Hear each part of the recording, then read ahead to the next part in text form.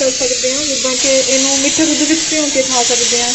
मैं भी बहुत खानी है एक्चुअली, ये डाइट लिए भी सही है। जिन्होंने जो लोग चाहते हैं कि असी थोड़ा फैट चाहिए और जो ट्राई कर रहे हैं अपना फैट होर लियान वास्ते, सो वो ये दुध में पा के खा सकते हैं। बट स्पैशली बच्चों लिए बहुत वधिया, छोटे छोटे बच्चों को जो असी ये दुध में पा के हल्का जहा मिठा उन्होंने अकॉर्डिंग जिन्ना को उन्होंने स्वाद लगता है, जो वो खाणगे तो आई गेस सारा ही बहुत वधिया है। सो ये ब्रैड तैयार हो गए हैं, बस इन्हों में हल्का जहा इन्हों टैप करके पानी या तेल नाल फिर स्टफ फिल करांगे आपां, तो उस बाद आप फ्राई करांगे।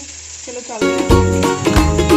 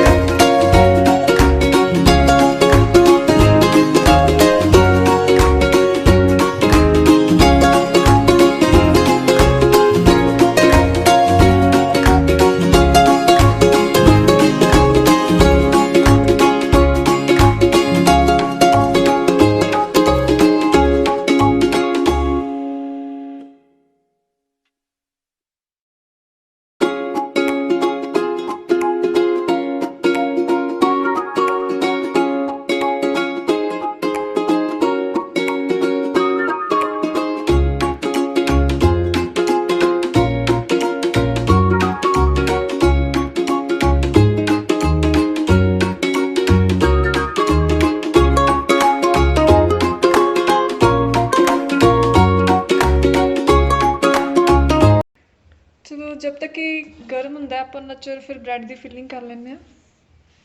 ये मैं गर्म किया होया थोड़ा तेल लिता है, क्योंकि ठंडा तेल फिर टेस्ट आप ब्रैड में ठंडे तेल का ही आएगा।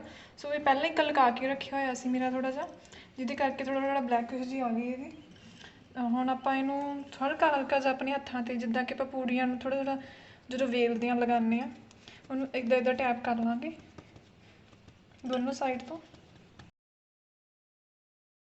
फिर ये फीलिंग आप जो फर्स्ट स्टफ तैयार किया करेंगे, ये कॉर्नर जो साइड तो थोड़े जो दबा देने हैं, क्योंकि ये टुटे ना। एक्चुअली डर रहा है जो आप स्टफ फिल करते हैं तो ब्रैड टुटे, पर आप फिर भी कर लाँगे हैंडल। थोड़ा जहा लड्डू जहा बना लेना, ये पा के स्टफ में इन्हें फोल्ड करने का करना ट्राई।